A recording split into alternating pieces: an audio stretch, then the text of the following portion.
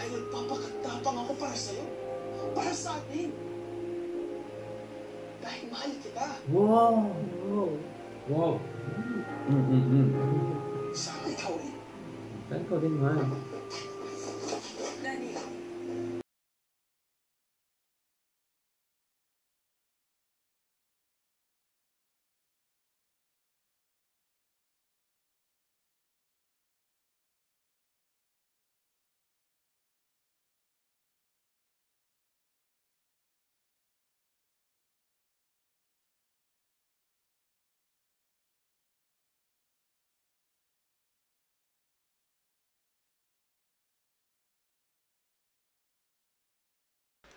O ngayon mga beshi, tuloy na po natin itong part 2 ng ating vlog sa pagkakataon pong ito. Ito na yung tempo na ako po ay nagpaalam sa aking mga magulang at si Madam naman ay sinamahan ko doon sa kanyang mga anak. Sige, panoorin natin ang palabas para mabigyan natin ng reaction. Sige, play natin.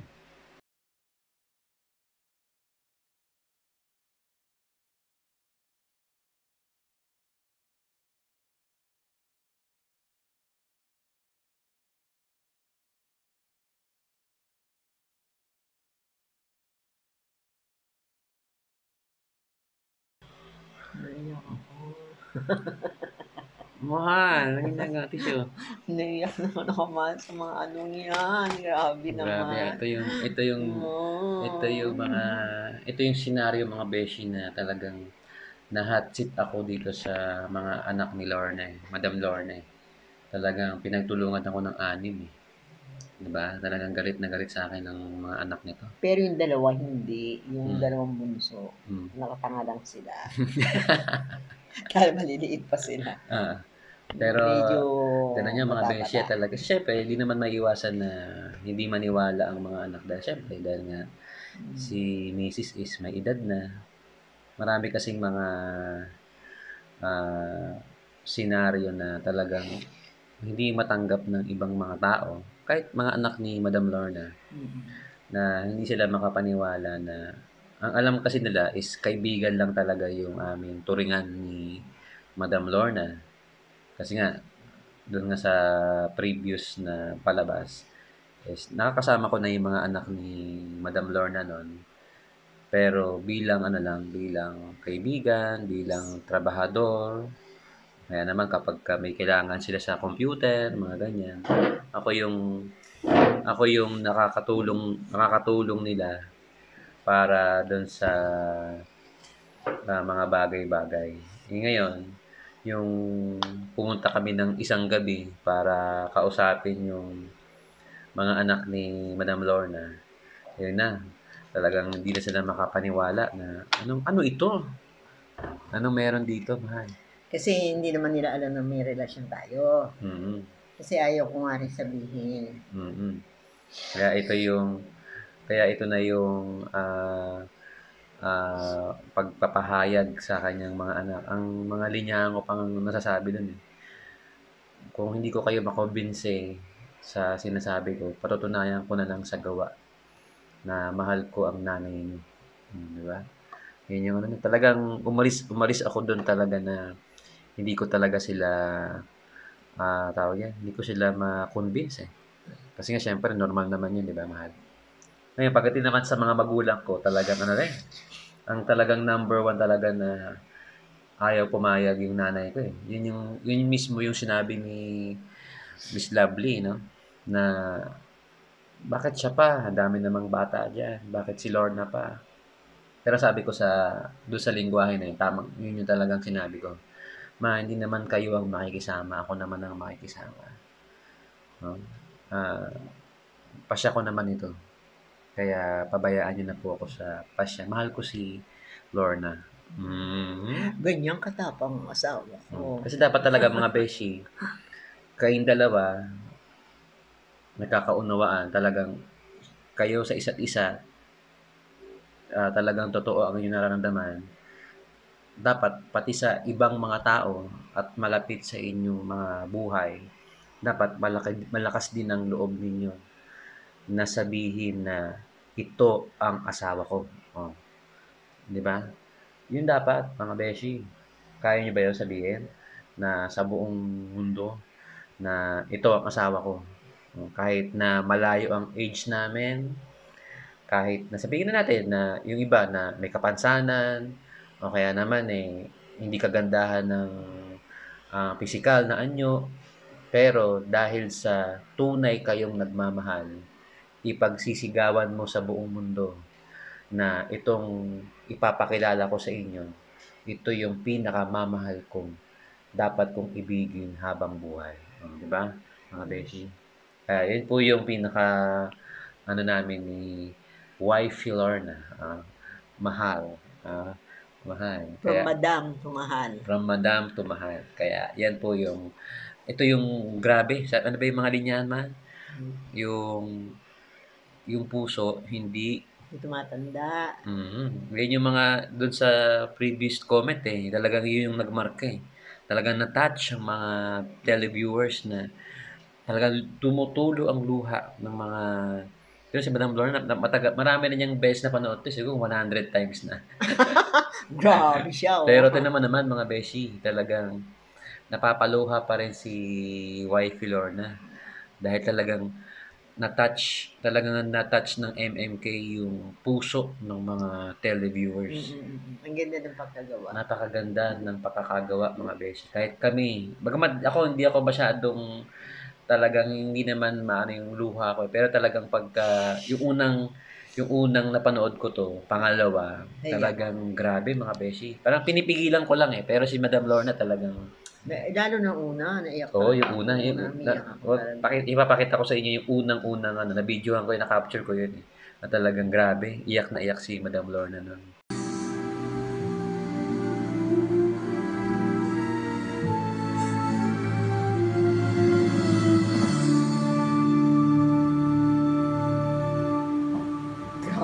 Kaya, yan, tuloy natin, mga beshi. Ano na po ang susunod na kabanata? Talaga bang pinakasalan ni Danny si Lorna? Oh, sige nga. Kasi maraming mga judgmental, di ba? Na totoo ba kaya yun na pinakasalan? Sige, panoorin natin.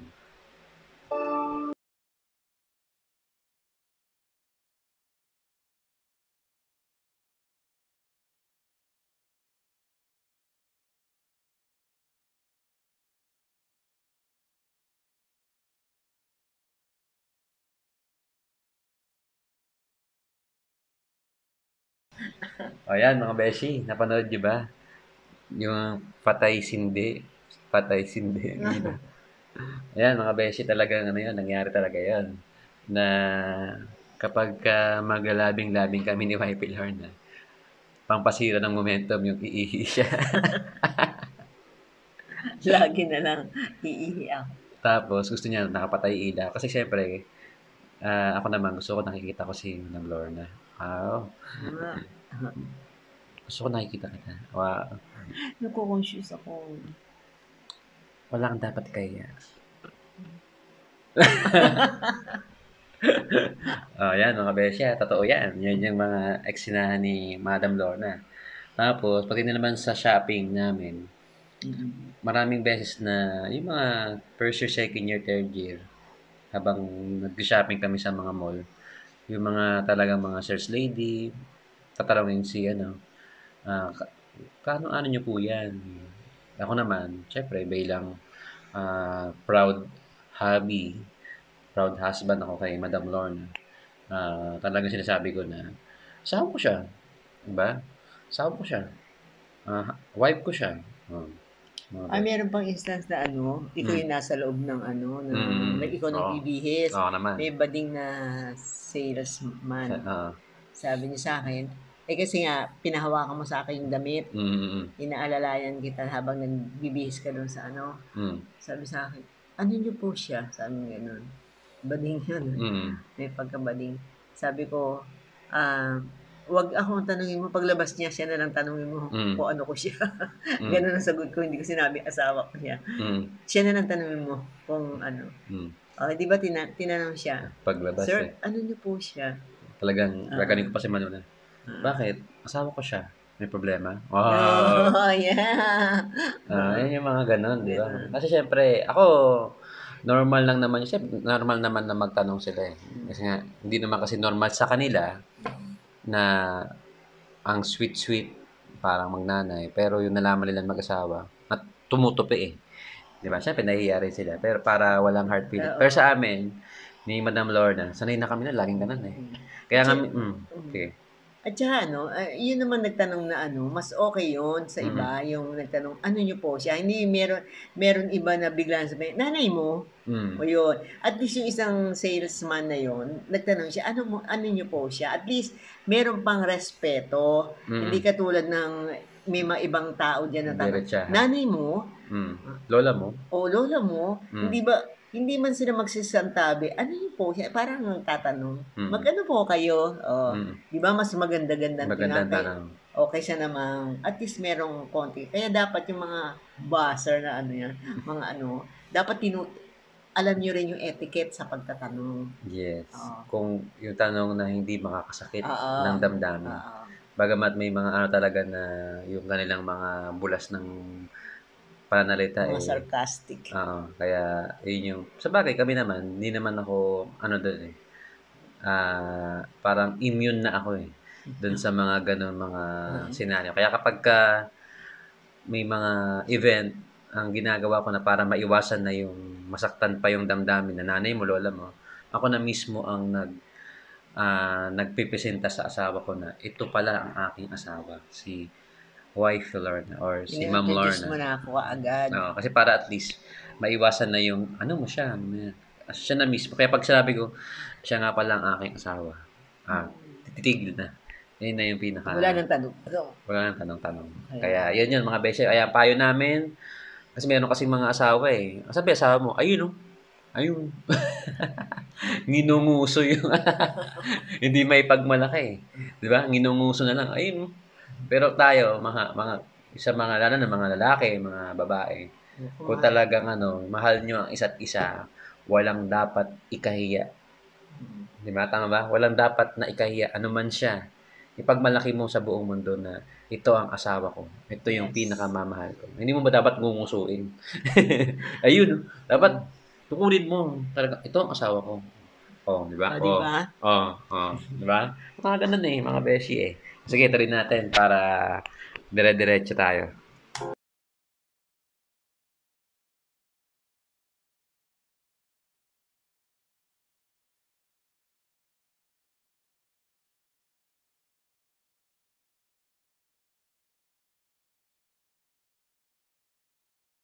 Ayan, mga beshi. Ay, grabe ang mga away namin ni Madam Lorna.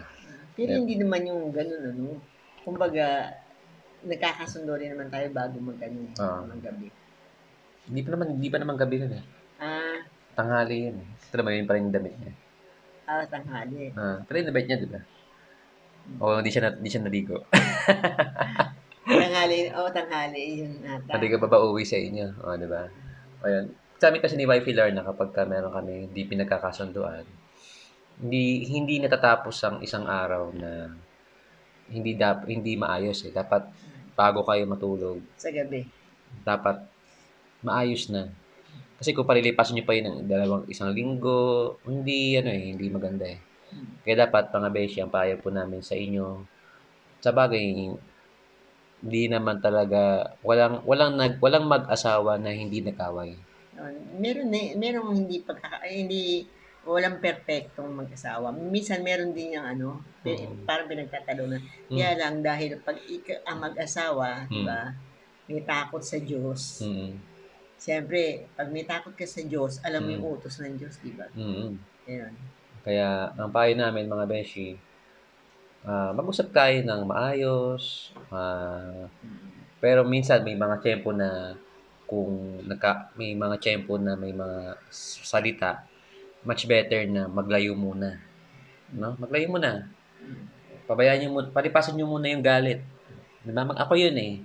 Maganda yun eh. Kasi pagka paraw kayong galit, paraw kayo nagsisigawan, ang mangyayari niya baka magkasakitan kayo. Kaya mas maganda na iwas muna yung isa. Magpalamig muna. And then, kasi syempre mainit eh. Ngayon, once na malamig na, tanong yung ginawa ni Danny at Lorna na umalis muna. That's okay. Hindi ka umalis, iiwan mo, no. Ano naman, magpalamig muna kayo at the same time. Pagka malamig na, maliwanag na ang inyong kaisipan, hindi na masakit ang inyong kalooban o what, saka kayo mag-usap. At doon kayo na, kasi dapat talaga merong magbababa eh. Hindi pwedeng pareho kayo mataas, mga beshi. Pangit yun eh. Talaga sa mag-asawa talaga, may bababa at bababa. Hindi pwedeng pataas kayo ng parang spaghetti ng spaghetti. Yung mga ganun, dapat talaga may magbababa talaga. Pero syempre, dahil, kaya sabihin mo na ikaw ang may kasalanan, sa Bible nga, di ba? Minsan, kung sino pa yung ginawan ng kasalanan, yung pa yung unang-unang humihingi ng sorry. Di ba? Saka yung sorry naman, hindi naman nakakabawas yun ng pagkatao eh. Tandaan nyo yan, mga beshi. Hindi nasisira yung pagkalalaki mo kapag ka nag-sorry ka sa asawa mo. Hindi yun sign ng kahinaan o hindi yung sign na na under ka. Hindi. Yun yung sign na mahal nyo ang isa't isa. Tama ba, mahal? Na sorry dahil sa nagawa ko, sa gawang kita. Sorry, hindi tayo nagkaintindihan. Dapat ang babae naman, ganun din, mag-sorry din. Hindi pwedeng, hindi. Awal na naman yun. Diba? Kaya dapat po, mga beshi, yun yung pwede po naming maipayo sa inyo na bilang mag-asawa, na pagamat kami, bago pa lang naman kami mag-asawa, pero sa nakikita namin, yun yung very effective. Diba, mahal? Yes, mahal. Na, dapat, kasi naman pero madalas ikaw nang aamo sa akin. Yes. Yan naman talaga eh. Tama naman yun sa video.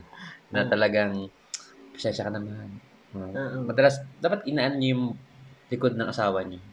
Diba? Pagka ginaganyan ng likod ng asawa niyo, ang sarap ng pakaramdam. Ramdam mo mahal na mahal ka ng asawa mo. Parang gaganin mo. Siya, sorry mahal. Sakit yun. Diba?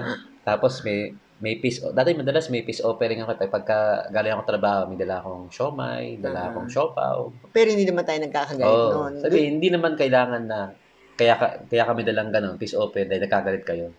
Hindi dahil ganun. Pero ako, nagdadala ako dahil minsan nagugutom ako, kakain ako, tapos naalala ko si Madam Lorna, nadalahan ko siya. Yun, ganun, mga sweet moments. Ay, napaka-ano naman nun. Pagka dinalan mo ako noon, parang ang sarap ng pakaramdam. Kasi ako mga beshi, hindi naman ako practical na tao ko eh. Hindi ako yung mapagbigay ng mga bulaklak, hindi ako ganun eh. Kasi sayang eh, tatatapon lang naman ako. Madalas akong may pasalubong na pagkain, favorite niya yung pansit, mga ganyan, mga favorite ko yan. Mga prutas, yung mga lansones, yan, yung mga yung kung ano yung favorite na asawa niyo, yun yung ibigay niyo sa kanila. Para at least pagka uuwi, kahit pagod na pagod yan, abay mawawala ang pagod. Grabe, mga beshi. Kaya yan po yung part na yan. Sige, panoorin na natin yung last scene para at least ma-pinpoint na natin.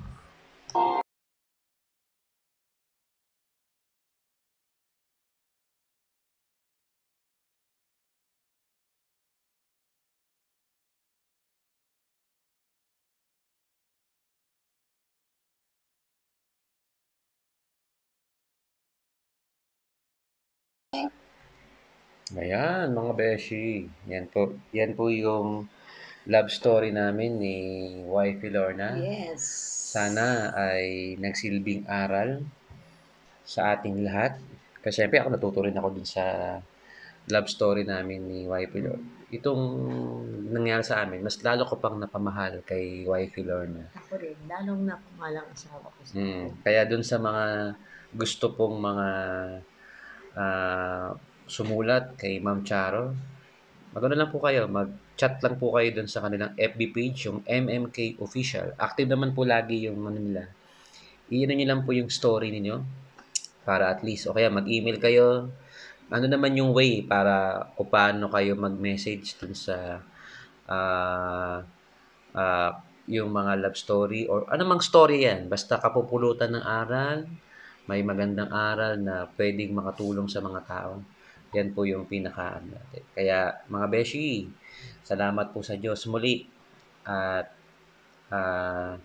nabigyan kami ng chance ni Madam Lorna at ni Wifey Lorna na maipakita namin sa inyo yung aming love story. Sana ang aming pong hiling sa Diyos ay sana tayo pong mga magpa-partner, mga mag-asawa, sana ang aming pong hiling ay tayo po ay samahan ng Diyos sa pagkasama mag-asawa dahil alam naman natin na mahirap ang buhay mag-asawa.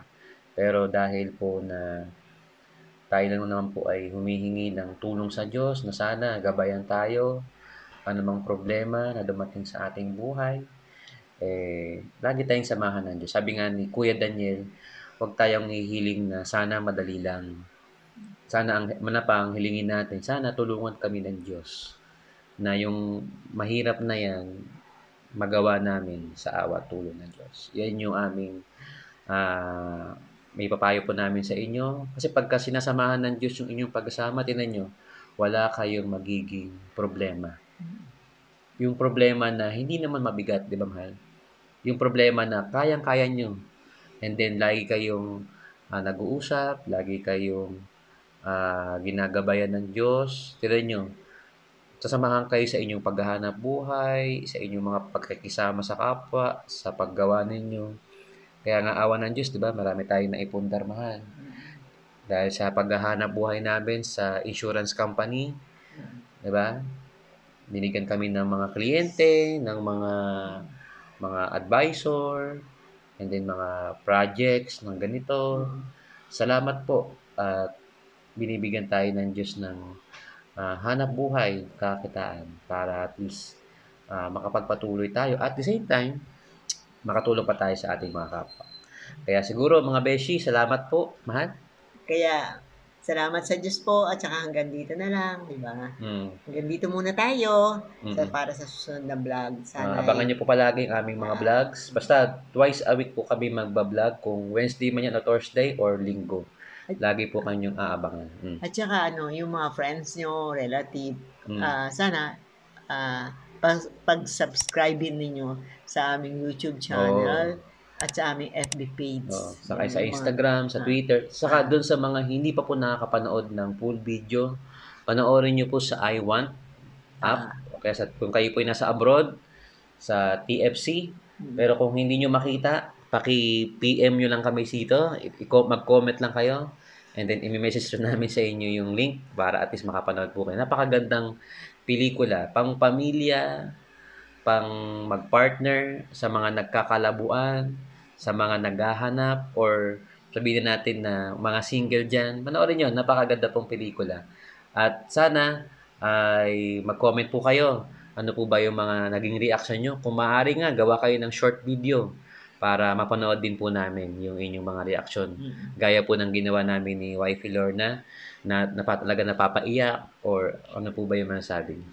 Kaya siguro hanggang dito po muna mga beshi ang aming reaction vlog sa pagkakataon po ito. Kaya hanggang dito po muna mga beshi. Ako nga pala si Danny. At ako po si Lorna. Hanggang sa muli po. Bye! Bye! God bless po.